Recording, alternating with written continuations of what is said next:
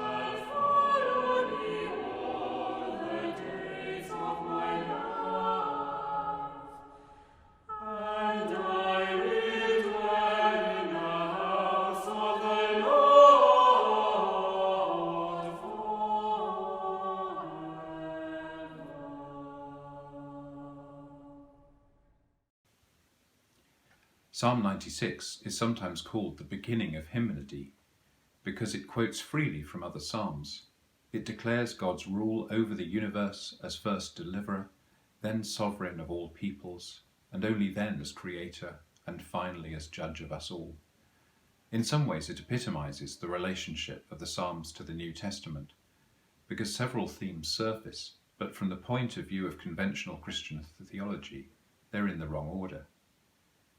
Thus we expect to see a sequence that goes creator, deliverer, judge, sovereign. But that's part of the fascination of the Psalms. They don't tell us what we expect them to say, or what we already know. They shake us into a new awareness. Scottish composer James MacMillan's version of Psalm 96 just uses verses 1, 2 and 13. A new song.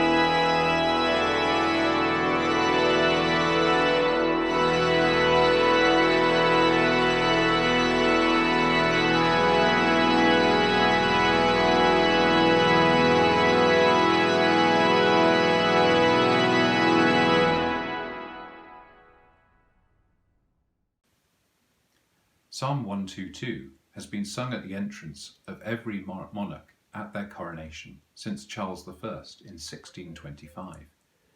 The psalm is a prayer for the peace and prosperity of Jerusalem, and its use in the coronation service draws a parallel between Jerusalem and the United Kingdom, as William Blake did in his poem And Did Those Feet in Ancient Time.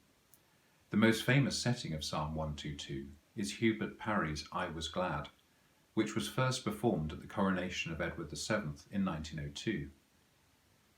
The well-known introduction was added for the coronation of George V in 1911. At the first performance of Parry's arrangement at the 1902 coronation, the director of music, Sir Frederick Bridge, misjudged the timing and had finished the anthem before the king had arrived, having to repeat it when the right moment came. Bridge was saved by the organist Walter Alcock, who improvised in the interim. This is a psalm that must come from the First Temple period, that's to say, after Solomon in about 900, and before the exile about 300 years later. It's now a song of hope for all who long to worship together in a beautiful building again.